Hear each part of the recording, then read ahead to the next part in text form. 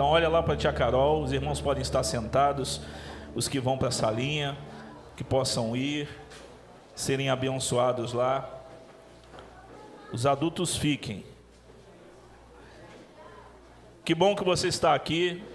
Temos alguns visitantes entre nós. Tem aqui o Mateus, a sua esposa. Quem mais está nos visitando pela primeira ou segunda vez? Primeira ou segunda vez está vindo? Obrigado, que Deus abençoe vocês, essa família. O Senhor derrame graça sobre vocês. Somos uma igreja em plantação, então ainda estamos ajeitando muitas coisas, mas nosso desejo é que essa igreja sirva a cada pessoa que entre nesse lugar e que sejam abençoados, né? Desde o cafezinho, do ambiente, da palavra, que adorem ao Senhor Jesus, e é isso que desejamos quando nos reunimos aqui todos os domingos. Vocês estão animados? Firmes? Tomaram o café da tarde? Amém? Então tá bom. Meus irmãos, quando nós chegamos no mês de dezembro, nós temos grandes expectativas no coração. Alguns pelo 13º, outros o bacalhau que vai comer no dia 24 ou 25. Tem algumas coisas que são especiais do mês de dezembro e do Natal, do Ano Novo. Então, muitas pessoas aguardam com grande expectativa esse dia, ou essa data, ou esse mês, pelas coisas que o mês de dezembro oferece para todos nós. Mas também, junto com o que desejamos no mês de Natal e de Ano Novo, às vezes queremos que acabe logo, mas também vem uma correria, um cansaço, muito trabalho, gente visitando. Hoje não vejo tanto, né? Mas antigamente, todo ano, todo mundo se chamava de pintar a casa nesse mês. Eu até hoje eu não sei, eu sei que todo mundo queria deixar arrumadinho, bonito, bacana, mas todo mundo queria pintar a casa no mês de dezembro. É quando chega todo mundo, e eu me lembro das vezes de não poder ficar até dentro da minha própria casa, porque minha mãe queria pintar tudo e a gente lá dentro incomodava. 4 meninos dentro de casa e a gente ficava mais pintado do que as paredes. Mas a gente tem uma expectativa muito grande, e no meio disso tudo, da expectativa do Natal, do Ano Novo, a gente também precisa ter uma coisa na nossa mente, no nosso coração, que é que nós podemos também nos esquecer do que comemoramos, do que celebramos, e podemos fazer como os pais de Jesus, de esquecê-lo, diante de tudo que a festa nos proporciona, diante de tudo que o mês nos proporciona, nós podemos nos esquecer de Jesus. Lá em casa, a gente sempre diz, né, aos meninos, desde pequeno, falam: o que a gente vai ganhar em dezembro? Eu falei: no dia que tu tiver o nome de Jesus e fizer algum milagre aí, e aí tu pode ganhar o presente. Mas que o aniversariante não é vocês, então fica ligado aí que eu não vou dar nada para vocês não. Só que a gente sempre cultivou no coração deles de que o que nós fazemos é refletir nesse mês sobre quem é aquele menino que nasceu naquela manjedoura e o que ele fez por nós. É verdade de que se nós não meditarmos e não pensarmos no que significa de fato Natal para todos nós como cristãos, o que para a gente vale muito mais é a ressurreição, a morte e ressurreição de Jesus.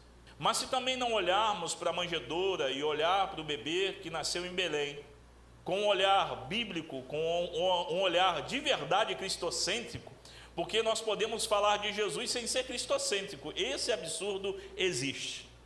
Nós podemos falar da Bíblia sem falar do Evangelho. Nós podemos falar de um monte de coisas evangélicas sem ter nenhum conteúdo bíblico no meio das nossas coisas evangélicas.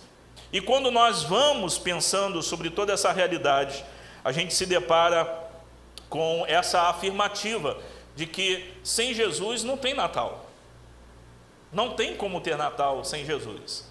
Mas pare para pensar, em quantos natais você não viu Jesus sendo divulgado, falado, ou alguma coisa sobre ele na mesa?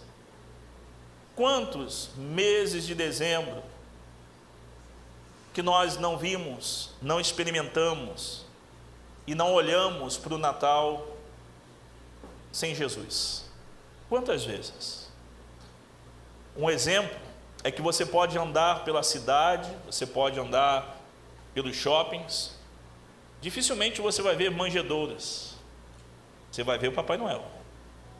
Talvez as nossas casas estejam enfeitadas de árvore, de Papai Noel, mas não tem uma manjedoura. Não tem nada que faz a gente se lembrar do que aconteceu naquele dia. Nós podemos chegar no dia 24 para 25 e encontrar com um monte de parentes, amigos, que estarão celebrando com seus copos, mas Jesus não vai estar lá. E ele não será mencionado. Ninguém vai falar sobre ele. E o nascimento dele vai ser algo que todos tentam ofuscar, como tentam também na Páscoa. Dois eventos que mostram para a gente o que é de verdade, o que Deus fez por nós, quem é o nosso substituto, o que ele, como foi a sua vida e como ele tomou o nosso lugar na cruz do Calvário, de verdade são ofuscados por uma outra mensagem. Então nós podemos passar nesse mês de dezembro, podemos chegar no dia de Natal que comemoramos, e Jesus pode não estar lá, nem ser mencionado. Mas quando nós olhamos para a palavra de Deus, eu quero que você abra, por favor, ou ligue a sua Bíblia, no Evangelho de João, no capítulo 1. O evangelista, ele traz para a gente algumas verdades sobre quem é esse bebê, e ele coloca os detalhes de quem ele é, mostrando para todos nós que devemos olhar para o bebê que nasceu em Belém, para o dia de Natal, mesmo que não seja o mês do nascimento dele real, nós precisamos olhar para tudo que envolve e entender que não era só um bebê que estava nascendo entre os homens. Capítulo 1, a partir do versículo 1. No princípio era aquele que é a palavra. Ele estava com Deus e era Deus. Ele estava com Deus no princípio. Todas as coisas foram feitas por intermédio dele. Sem ele, nada do que existe teria sido feito. Nele estava a vida, e esta era a luz dos homens. A luz brilha nas trevas, e as trevas não a derrotaram. Surgiu um homem enviado por Deus, chamado João. Ele veio como testemunha para testificar acerca da luz, a fim de que por meio dele todos os homens crescem. Ele próprio não era a luz, mas veio como testemunha da luz. Estava chegando ao mundo a verdadeira luz, que ilumina todos os homens. Aquele que é a palavra estava no mundo, e o mundo foi feito por intermédio dele, mas o mundo não o conheceu. Veio para o que era seu, mas os seus não o receberam. Contudo, aos que receberam, aos que creram em seu nome, deu-lhes o direito de se tornarem filhos de Deus, os quais não nasceram por descendência natural, nem pela vontade da carne, nem pela vontade alguma de algum homem, mas nasceram de Deus. Aquele que é a palavra tornou-se carne e viveu entre nós.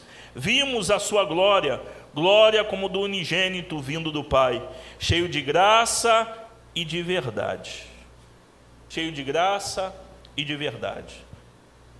João, quando começa a escrever o Evangelho, 60 anos depois da morte de Jesus, no ano 90 a 95 depois de Cristo, ele começa a colocar um evangelho diferente dos outros. Ele não repete, não inicia o evangelho como os outros começam, falando do nascimento, falando da manjedoura, falando da família, mas ele inicia de uma forma diferente e com colocações aqui direcionadas ao próprio povo judeu, para que eles entendessem que o tabernáculo agora se tornou pessoa e está no meio dos homens, que o próprio Deus está no meio dos homens, andando entre eles, vivendo entre eles, e esse Jesus andando no meio dos homens, ele é Deus. Ele não é um bebê comum, ele não é alguém que nasceu para ser um super-homem, mas é o próprio Deus andando no meio dos homens. E ele coloca algumas coisas aqui para nós, e eu quero que você grave isso para a gente entender e poder explicar para outras pessoas, guardar no coração essa verdade, para que ela possa nos inspirar, nos encher, nos edificar, e que exorte o nosso coração, para que venhamos olhar para o mês de dezembro e para o Natal de uma forma diferente. A primeira coisa que ele destaca para todos nós, é que essa criança de Belém, ela é a própria palavra. Ela é a palavra, ele existiu desde a eternidade, estava com o Pai. Ele é a palavra que criou todas as coisas. Ele estava ciente do que Miqueias, no capítulo 5, versículo 2, falava sobre esse menino. De que ele é o verbo, ele é a palavra no meio de nós.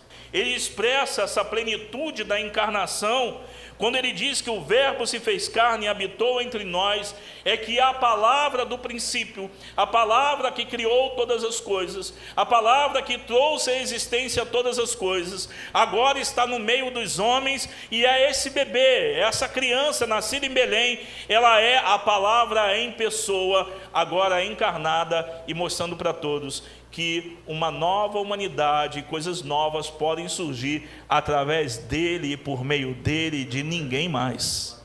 Só existe restauração da nossa realidade através dele, irmãos. Ele é a palavra eterna. Ele não existe simplesmente desde o dia em que a terra começou, mas ele é eterno, sempre existiu, ele sempre esteve. Mas quando nós olhamos para o livro de Gênesis, nós vemos a palavra que cria todas as coisas. Nós precisamos olhar, irmãos, e entender de que só existe uma forma de manter uma fé sólida e firme. É através das Escrituras e através da palavra encarnada que vive dentro de nós hoje. É só Ele que tem a palavra verdadeira sobre todas as coisas. Não existe ninguém nesse mundo que pode trazer um rumo, um norte para a nossa vida que seja verdadeiro. Somente Ele pode dizer, e é somente Ele que pode falar, e é somente nele que podemos confiar de que existe de verdade segurança, mas em ninguém mais. Eu fico olhando para as pessoas que ficam determinando coisas e não confiam nele como palavra eterna. Irmãos, eu confio em Cristo. O meu coração deve estar firmado nele, que ele é a palavra eterna para os nossos corações, e João está dizendo isso para todos nós. Ele é a palavra, ele é o verbo divino que trouxe todas as coisas à existência, e ele está no meio de nós. Eu fico no meu mundo de Bob imaginando as pessoas olhando para aquela criança, crescendo como uma criança comum e normal, como um adolescente, sem pecado, mas um adolescente que brinca. Ninguém conseguia olhar para ele e dizer assim: é o Deus em pessoa andando entre nós. É por isso que João destaca alguns milagres que vai mostrando a divindade de Jesus. Mas tu imagina encontrar com Jesus e você entender que toda a plenitude de que aquele que criou todas as coisas está andando no nosso meio, de que aquele que disse e tudo veio à existência está no nosso meio, de que aquele que sustenta todas as coisas estava no meio dos homens. É esse bebê de Belém que nasce no momento de tanta conturbação, como já falamos em outro sermão. É ele que está no meio dos homens, e é a eternidade na pessoa de Jesus, andando no meio de todos nós. Quando nós estávamos no meio da lama lá de Petrópolis, do que aconteceu lá, uma das coisas que ficavam forte em meu coração é que no testemunho das pessoas, quando chegávamos, seja para tirar lama da casa de alguém, seja para levar comida para a casa de alguém, andar no meio do barro com o veículo, carregar colchão para um lado, ir na escola e levar quentinha, ou então coordenando e tentando ajudar a coordenação das entregas dos motoqueiros no meio da cidade. Isso sim, irmão, foi o terror. Mas sabe uma das coisas que a gente ouvia? Era as pessoas falando: Deus veio aqui. E elas recebiam um abraço da equipe que estava ajudando na distribuição das coisas na escola, porque as pessoas foram recebendo doações, e nós chegamos com o pessoal da Aliança Evangélica para tentar ajudar e a organizar as doações. E quando via as coisas arrumadas, as coordenadoras da escola ficando chorando porque as coisas estavam em seus lugares, uma das coisas que ficou forte no coração de qualquer pessoa que esteve lá foi que Jesus sujou os pés deles naquela lama, abraçando, cuidando, visitando pessoas através da sua igreja. O que eu vejo aqui, irmãos, é um menino que vai se tornando homem, mas que está andando no barro, nessa terra com poeira suja pelo pecado, em que toca em leprosos, em que anda no meio dos homens, que conversa com uma mulher com uma vida complicada, que senta para comer com esses pecadores. Era o verbo divino em pessoa, sentado na mesa com os pecadores, mas é somente ele, por meio dele, que as pessoas podem ser transformadas, porque quando ele fala, sai poder, verdade, virtude, porque era o Deus, a palavra encarnada no meio de todos nós. Era ele andando no meio da gente. Ele anda no meio de todos nós. Ele fala e as coisas acontecem. É por meio dele, irmãos. A segunda coisa que nós vemos através de João é que essa criança de Belém é o Criador do mundo.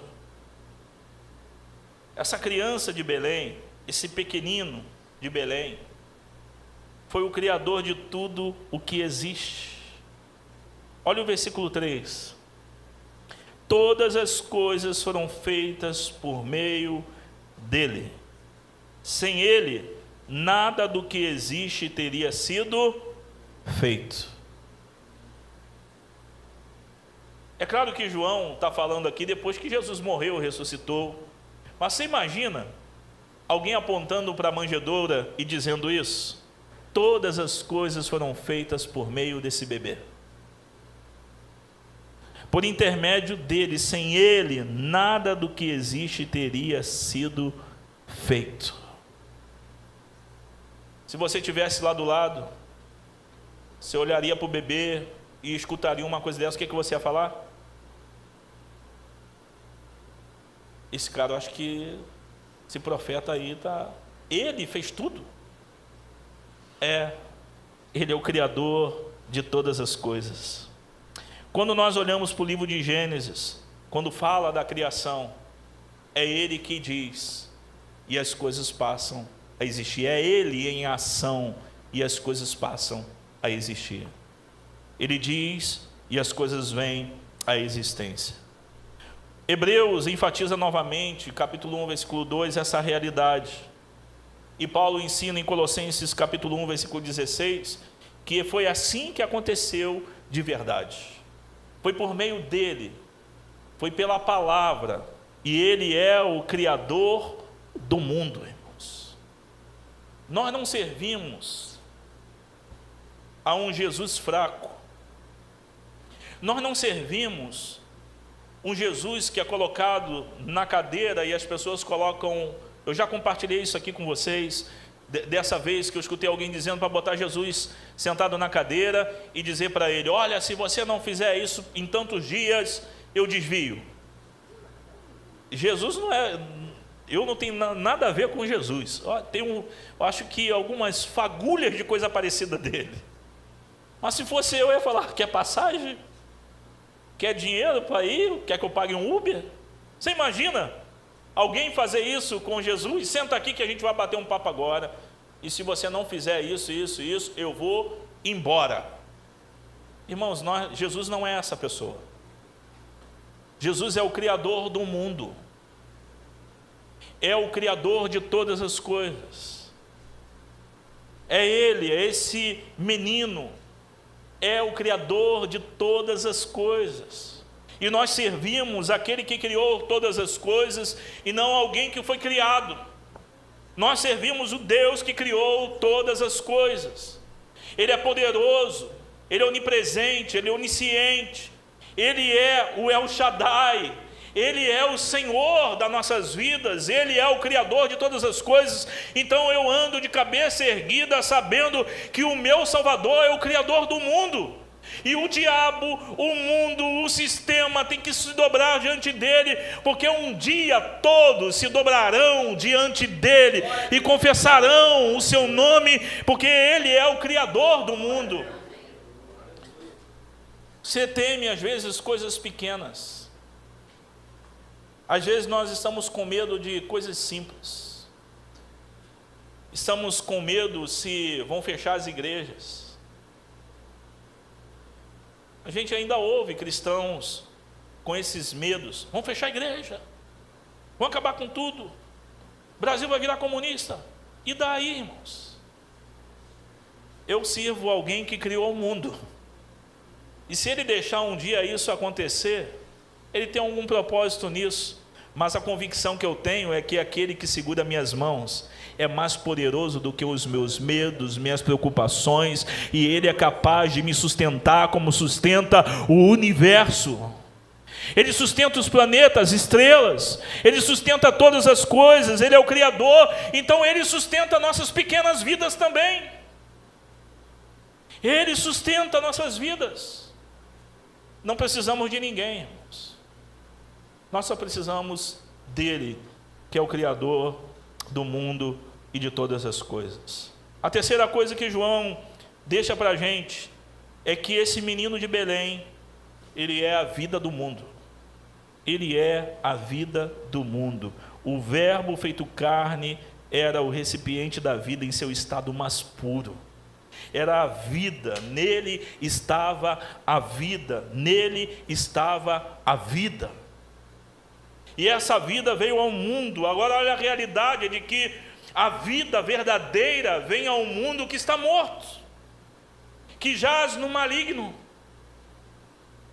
Eu fico viajando mesmo, quando eu leio essas coisas na Bíblia, eu fico imaginando, irmão, um mundo em trevas, um mundo em pecado, gente andando igual zumbi, seguindo o seu próprio coração.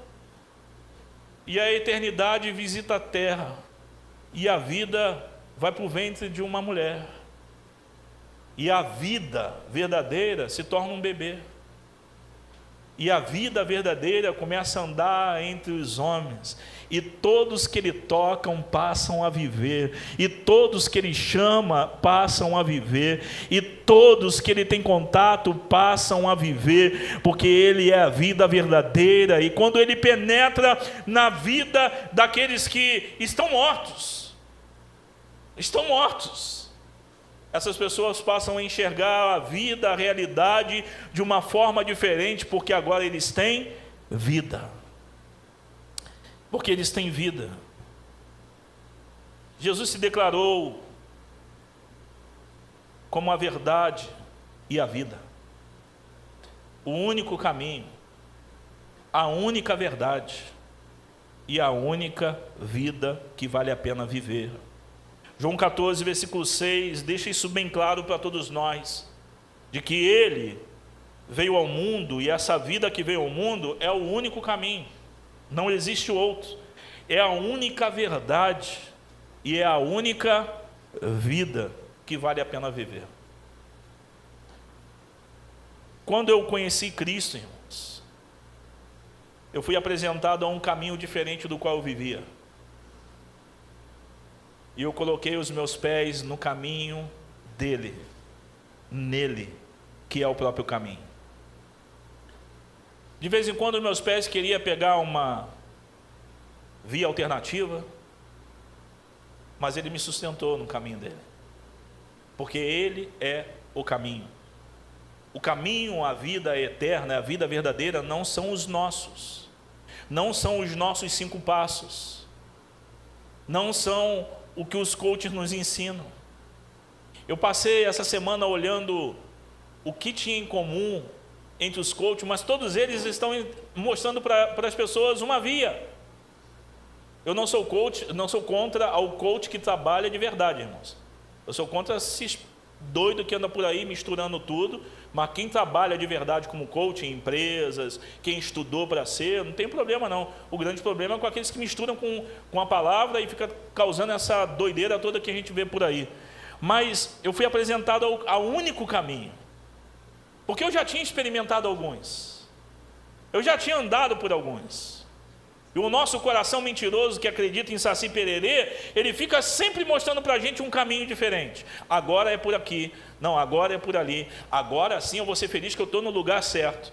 Mas quando ele está diante de nós, e ele se apresenta como o caminho, é porque não existe via alternativa, não existe outro lugar, não existe outros caminhos. Ele é o caminho, ele é o caminho para a vida, ele é o caminho para a verdade, porque ele é a verdade em pessoa também. Ele é a verdade, que vale a pena acreditar, e que é a única verdade que devemos acreditar. Meus irmãos, o grande mestre das narrativas, das informações, das notícias, não são os repórteres mal intencionados, não são aqueles que escrevem os copies, mas é o próprio diabo. Porque ele é aquele que cria uma narrativa, uma verdade, baseada na verdade de Deus.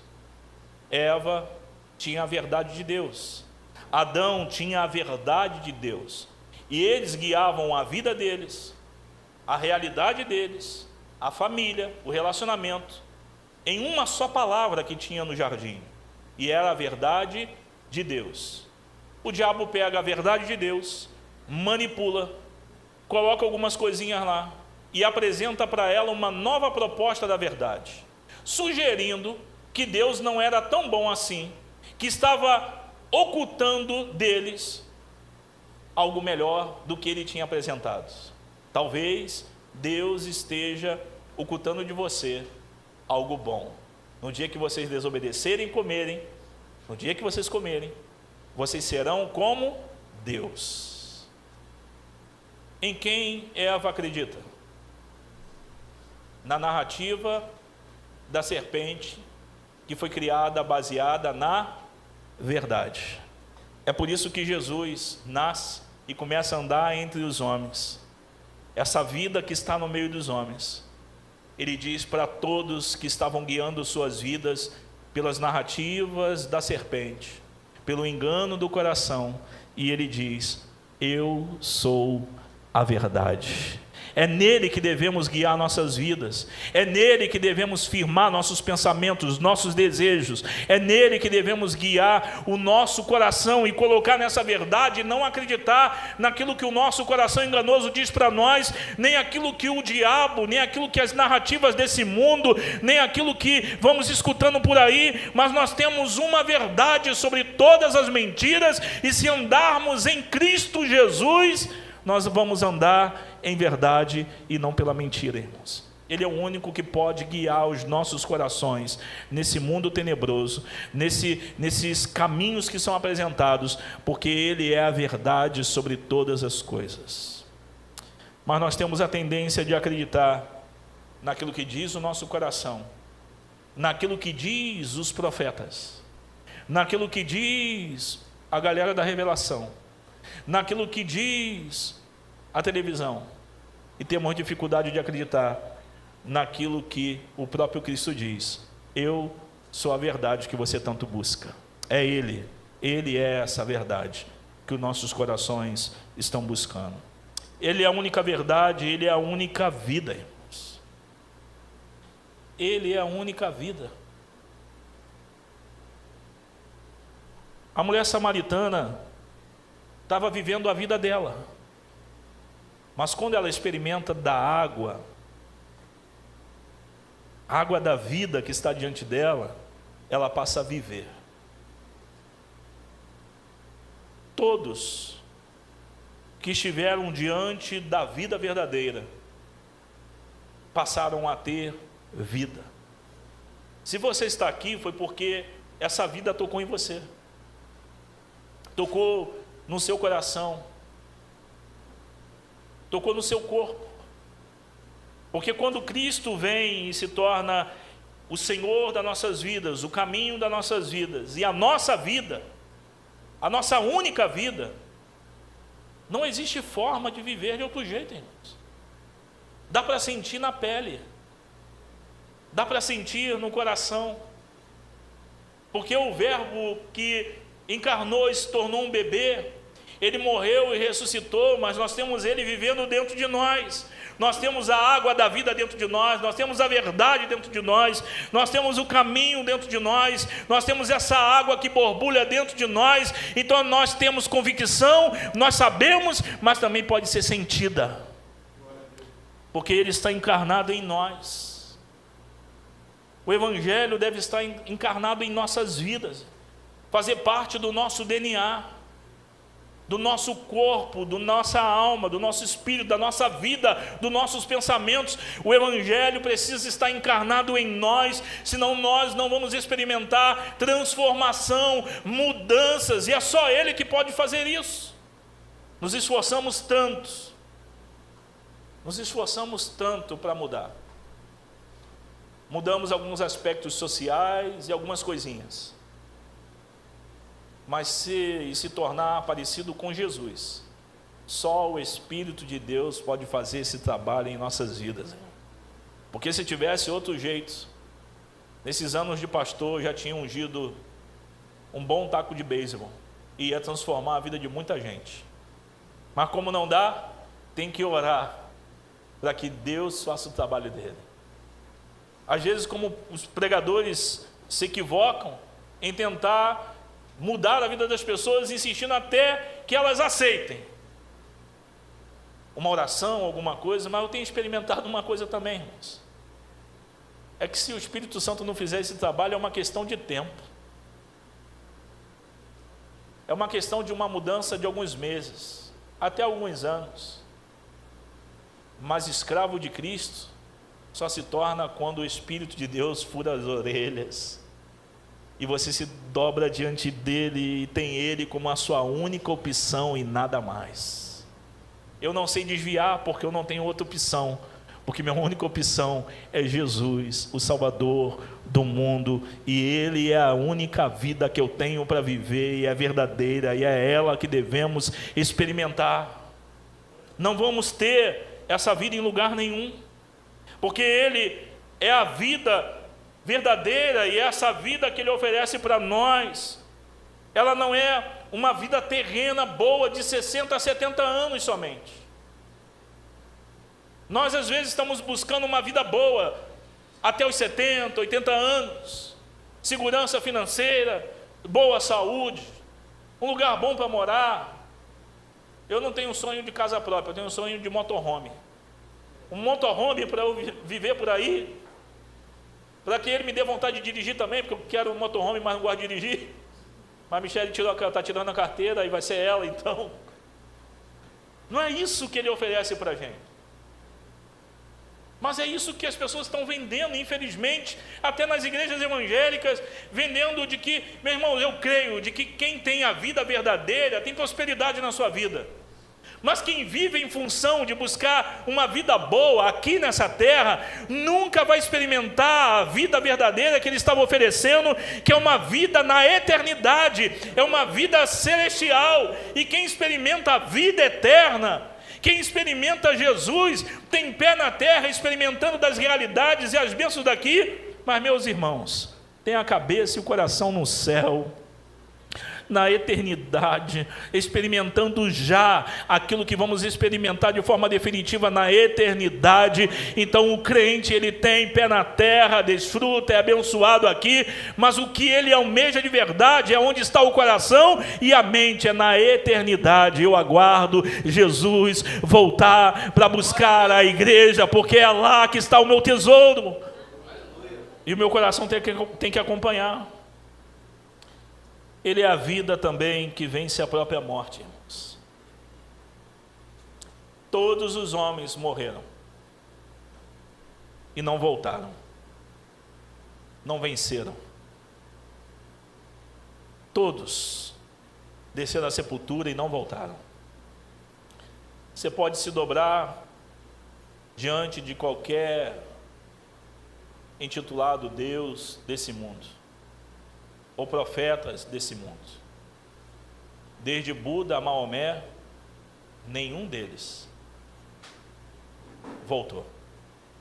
Mas tem um que foi, desceu à sepultura, e ele foi o único que venceu a morte, e ressuscitou, e está vivo entre nós. O bebê de Belém não era só um bebezinho, ele era o Deus eterno, a vida do mundo, que veio para nos dar vida e venceu a morte. Nós servimos alguém que venceu a morte, então não podemos ter medo da própria morte. Tu nunca viu, não, né, crente fazendo, você falando de morte, Deus que me livre, né, faz. Deus que me livre. Você nunca viu isso. Eu tinha um professor no seminário, e ele levava a gente ao cemitério de Campo Grande às vezes, e oferecia a gente para fazer sepultamento. Eu não gostava, meu Deus do céu, ia lá, pregava e fazia isso. Eu me lembro que muitas vezes eu fui fazer sepultamentos, porque às vezes não dava para ir os obreiros que estavam. No campo missionário, uma das ferramentas que Deus me deu para pregar para os outros, foi porque a igreja tinha 3 pessoas, e eu não conhecia quase ninguém. Mas um dia eu fui no cemitério e fiz o sepultamento da mãe de um irmão da igreja. E aí estava lá o patrão, os amigos e todo mundo, e lá o padre cobra para fazer o sepultamento. E aí um dia ele me ligou, porque a mãe do dono da empresa dele tinha falecido, e perguntou quanto que eu cobrava. Eu falei, rapaz, eu não tinha pensado em cobrar não, mas já que pagam aqui, né, vamos começar a pensar nisso. Lá no Brasil é de graça. Eu falei, não cobro nada não, vamos lá, cara. E eu já indo sabendo, assim, vai ter um monte de gente lá chorando, vai me ouvir pregando sem falar nada, e eu vou ter um problema de pregar o evangelho. Porque você prega, o povo ainda chora. E eu fui, estava lotado o lugar, irmãos. Aí, você está lá para pregar o evangelho, Deus te coloca um monte de gente assim, e eu fiquei empolgado, preguei, falei. Aí a cultura acaba te convidando para jantares, almoço, que é a realidade do tomar um mate da tarde e bater aquele papo. E Deus foi abrindo as portas, e pessoas foram se convertendo. Mas até o último dia que eu fiquei lá, eu ia em tudo quanto é sepultamento que eles me chamavam, era de graça mesmo. Sogra do cara morreu, o padre cobra, ele sabe que tem um pastor que não cobra nada, tu acha que ele vai chamar quem? Ele quer nem saber se a sogra era católica, de onde que era, ele vai chamar. E eu ia em todos os sepultamentos. Mas nos dos crentes eu ficava preocupado quando eu via desespero, gritaria,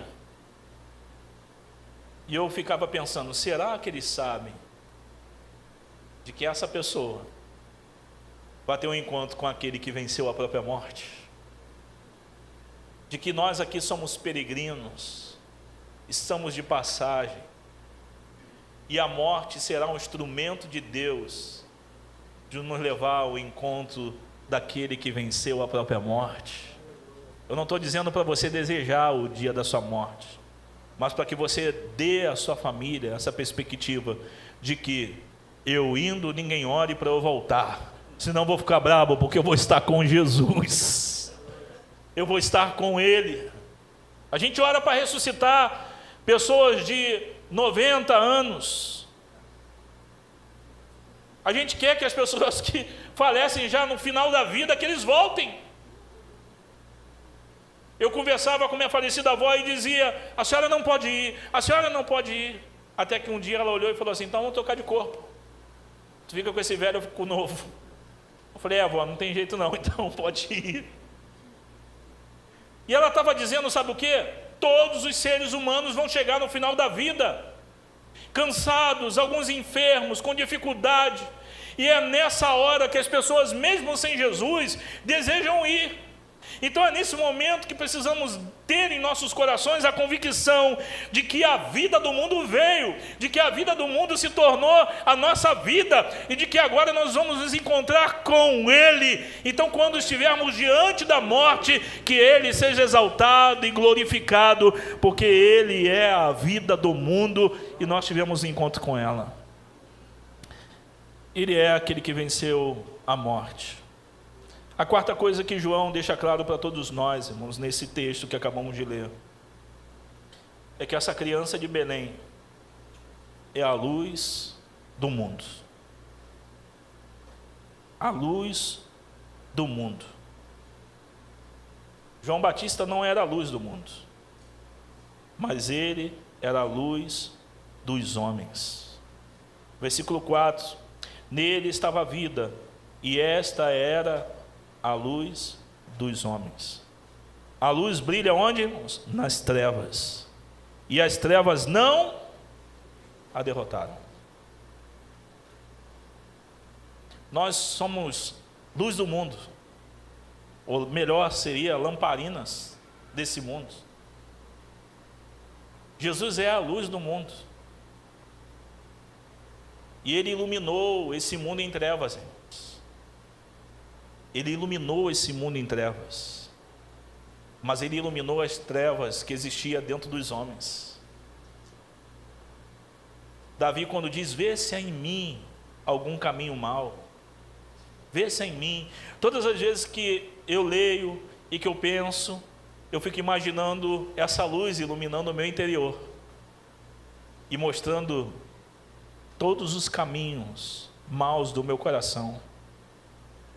E é Ele que traz luz em nosso entendimento, é Ele que traz luz em nossos corações, e diante dEle não tem como esconder nada, porque as trevas vão ser iluminadas, e no meio dessas trevas, elas não podem prevalecer contra Ele, porque Ele é o único que prevalece contra as trevas, é o único que prevalece contra toda escuridão. Então, quando nós estamos nele, devemos ter nossas vidas iluminadas, devemos ter os nossos corações iluminados pelo próprio Jesus que vive dentro de nós. Então não pode haver caminhos maus, perversidade, elas devem ser abandonadas, porque Ele é o único que pode nos mostrar tudo isso. Ninguém mais pode fazer isso. Ele não é apenas a luz, mas é a vitória sobre as trevas, que é o inimigo natural da luz. Ele é a luz do mundo. Um dos sinais de que o Filho de Deus vive na luz de Cristo é o amor para com os irmãos. 1 João capítulo 2, versículo 7 ao 11. Essa luz que ilumina a todos nós, e nós andamos na luz, e isso traz paz entre os irmãos, comunhão entre os irmãos, amor entre os irmãos, e essa luz que ilumina toda a nossa realidade. As pessoas estão buscando por isso, irmãos, e nós temos a verdade para mostrar para essas pessoas. Nós temos como mostrar o próprio Cristo para eles. Quem sabe vão te dar uma oportunidade para orar no jantar de Natal. Se quiser, eu te compartilho com você o sermão. E você apresenta para eles quem é o bebê de Belém. Quem é aquela criança que estava na manjedoura. E aí você vai poder gritar no meio das trevas de que Ele é a luz dos homens, Ele é a luz do mundo, Ele é a vida dos homens, Ele é o Criador, Ele é a palavra, Ele é o nosso Salvador e o nosso Redentor. Não é ninguém fraco, Ele é o próprio Deus em pessoa, encarnado, andando no nosso meio. O que de verdade o menino de Belém significa para você? Pense nisso. É só uma história fantástica? É um momento da história? É alguém que resolve nossos problemas? Que anda por aí conseguindo lugar no estacionamento do supermercado? colocando as etiquetas vermelhas nas roupas que queremos comprar com descontos, fazendo chegar até o nosso e-mail as promoções do Shopee. Quem é Jesus para nós? Ele é Deus, irmãos. Ele é o Criador do mundo. Ele é o Verbo divino. Ele é a vida dos homens. Ele é a luz do mundo. E todos nós, diante dele, precisamos crer e anunciar para todos de que aquele menino, ele é o Deus que as pessoas estão buscando, mas ele é o único, ele é o único que pode chamar à existência as coisas que não existem. Ele é o único que pode criar e recriar todas as coisas. Ele é o único que pode dar vida verdadeira para todo aquele que está nesse mundo, tateando as paredes dessa vida como um cego, tentando alcançar o seu real propósito de vida, tentando alcançar o seu objetivo de vida, e nós vamos poder apresentar aquele que é a vida verdadeira para aqueles que estão buscando vida, mas andam em morte, e nós vamos poder andar por aí como luz também do mundo, apontando para a luz que ilumina todas as coisas, que é Jesus Cristo. Não é simplesmente um acontecimento especial, fantástico, extraordinário, o Natal, o nascimento de Jesus, mas era Deus entre os homens, era o tabernáculo em pessoa, era o cumprimento de todas as promessas. João está mostrando e apontando isso para aqueles irmãos da Ásia Menor, de que Jesus era Deus. Pare para pensar sobre isso. Eu quero orar junto com os irmãos, mas eu peço que você tenha esse momento de reflexão. Pense um pouco sobre o que você ouviu. Mas a grande realidade e verdade é que sem Jesus não há Natal. Pode ter comida, pode ter churrasco, bacalhau, pode ter tudo, nozes, mas se não tem Jesus, não é Natal de verdade. Você está aqui ouvindo a palavra, seja aqui ou online, então é você que tem que pensar no que isso significa para você. Quem de fato é Jesus para você? O que ele significa para você? E por que você precisa dele?